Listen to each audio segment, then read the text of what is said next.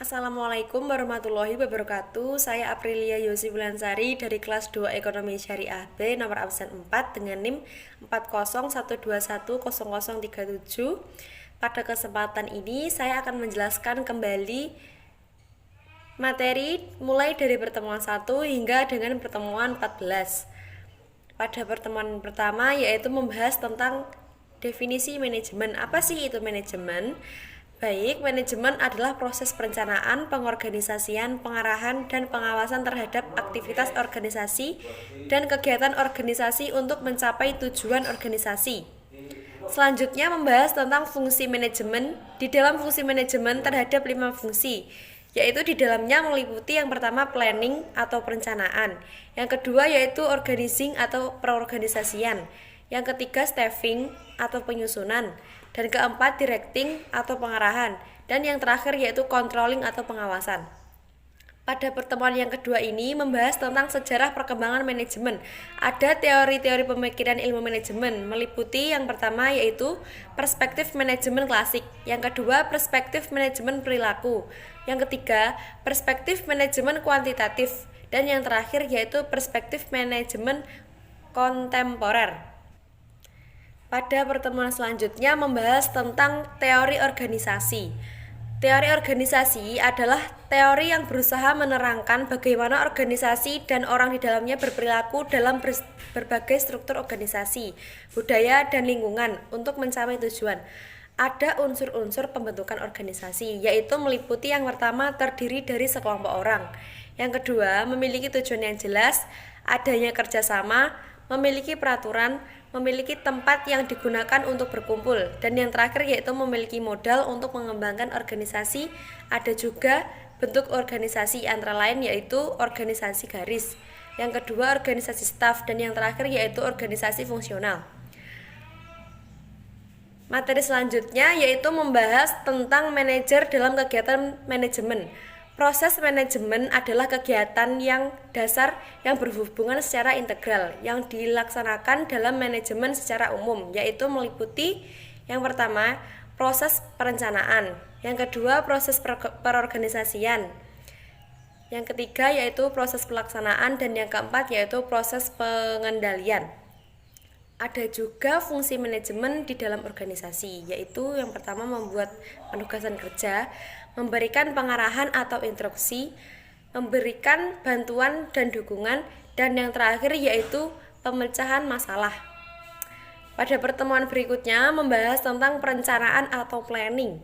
Perencanaan adalah proses memutuskan tujuan apa yang dikejar selama jangka waktu mendatang dan apa yang dilakukan agar tujuan itu tercapai. Ada jenis-jenis perencanaan, yaitu meliputi yang pertama strategi atau jangka panjang, yang kedua taktis atau jangka menengah, yang ketiga operasional jangka pendek. Pada pertemuan ke-6 yaitu membahas tentang organizing atau perorganisasian. Organizing adalah bentuk kerjasama manusia untuk mencapai tujuan bersama. Dan di dalam pertemuan 6 ini membahas tentang pentingnya organisasi. Apa saja sih kepentingan organisasi? Yaitu yang pertama spesialisasi, yang kedua koordinasi, yang ketiga klasifikasi wewenang, yang keempat administrasi yang lengkap. Selanjutnya saya akan membahas tentang staffing atau penyusunan. Penyusunan adalah kegiatan merekrut tenaga kerja mengembangkan organisasi atau perusahaan agar setiap petugas memberi daya guna memaksimalkan kepada organisasi, dan ada juga hubungan organisasi dan staffing, yaitu yang pertama untuk menampung berbagai kegiatan yang harus dilaksanakan pada suatu organisasi. Yang kedua, menetapkan orang-orang yang akan memangkau masing-masing jabatan dalam organisasi. Selanjutnya yaitu membahas tentang pengarahan atau directing. Pengarahan adalah kegiatan memberikan arahan agar seluruh tim dapat bekerja untuk mencapai tujuan bersama.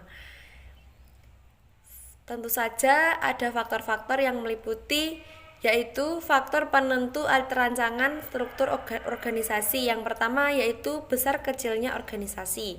Yang kedua strategi organisasi. Yang ketiga karyawan, dan yang terakhir yaitu teknologi. Selanjutnya saya akan membahas tentang pengawasan atau controlling.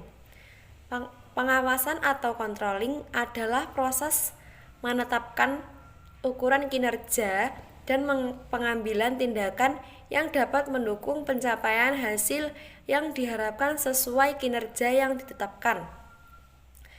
Ada juga tahapan proses pengawasan, yaitu meliputi 1. Penetapan standar pelaksanaan, dan yang kedua penentuan pengukuran pelaksanaan kegiatan, dan yang terakhir yaitu perbandingan pelaksanaan dengan standar evaluasi. Selanjutnya yaitu membahas tentang kepemimpinan. Kepemimpinan dalam organisasi adalah usaha untuk memenuhi antar perorangan lewat komunikasi untuk mencapai tujuan. Tentu saja sebagai seorang pemimpin harus memiliki sifat yang pertama yaitu karismatik, transaksional, dan yang terakhir yaitu transformatif. Pada pertemuan selanjutnya yaitu membahas tentang komunikasi dalam organisasi. Apa sih komunikasi dalam organisasi? Komunikasi dalam organisasi yaitu proses penciptaan dan saling tukar-menukar proses dalam suatu jaringan hubungan. Fungsi komunikasi dalam organisasi adalah untuk memperoleh informasi mengenai lingkungan kerja dan cara bertindak terhadap lingkungan organisasi. Jenis-jenis komunikasi yaitu komunikasi nonformal dan informal, komunikasi terarah, komunikasi internal dan eksternal, dan yang terakhir yaitu komunikasi lisan dan tertulis. Pada pertemuan selanjutnya yaitu membahas tentang pengambilan keputusan. Teori-teori pengambilan keputusan yaitu yang pertama teori rasional komprehensif, yang kedua teori intermental, yang ketiga yaitu teori pengamatan terpadu, dan ada juga metode pengambilan keputusan. Yang pertama yaitu kewenangan tanpa diskusi, yang kedua pendapatan ahli, yang ketiga yaitu kewenangan setelah diskusi, dan yang terakhir yaitu kesepakatan. Pada pertemuan yang terakhir yaitu membahas tentang hubungan antar bidang manajemen, meliputi kinerja organisasi, yaitu yang pertama aktivitas yaitu kemampuan untuk mencapai sasaran, melakukan sesuatu yang benar. Yang kedua yaitu efisiensi, yaitu kemampuan meminimalkan penggunaan sumber daya untuk mencapai sasaran. Yang kedua melakukan sesuatu dengan benar. Hubungan antar manajemen yaitu manajemen sumber daya manusia atau SDM. Yang kedua manajemen keuangan, yang ketiga manajemen operasi, dan yang terakhir yaitu manajemen pemasaran. Sekian penjelasan dari saya. Apabila ada kurang lebihnya mohon maaf. Wassalamualaikum warahmatullahi wabarakatuh.